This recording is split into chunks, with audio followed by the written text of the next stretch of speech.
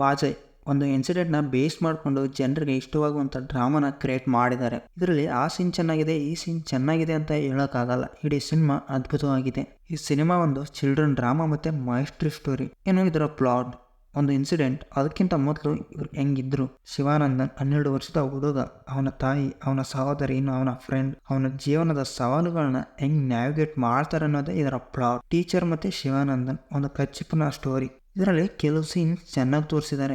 ನೋಡೋ ಪ್ರತಿಯೊಬ್ಬರಿಗೂ ಅವರ ಬಾಲ್ಯದ ಜೀವನ ನೆನಪಾಗುತ್ತೆ. ಸಾಂಗ್ಸ್ ಕೇಳೋದಕ್ಕೆ ಒಂದು ರೀತಿ ಚೆನ್ನಾಗಿದೆ. ಶಿವಾನಂದನ್ ಮತ್ತೆ ಅವನ ಫ್ರೆಂಡ್ ಇಬ್ಬರ ಫ್ರೆಂಡ್ಶಿಪ್ ರಿಯಾಲಿಟಿಗೆ ಹತ್ತಿರವಾಗಿದೆ.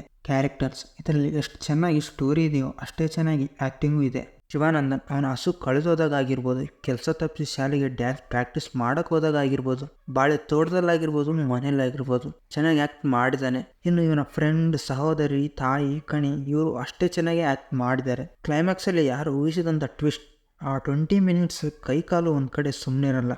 Making, story, screenplay, storytelling and writing 1999 ನಡೆದಂಥ ಇನ್ಸಿಡೆಂಟ್ನ ಬೇಸ್ ಮಾಡಿಕೊಂಡು ಒಂದು ಒಳ್ಳೆ ಸ್ಟೋರಿನ ಬಿಲ್ಡ್ ಮಾಡಿದ್ದಾರೆ. ಇನ್ನು editing cuts, transitions, music, BGM ಚೆನ್ನಾಗಿದೆ.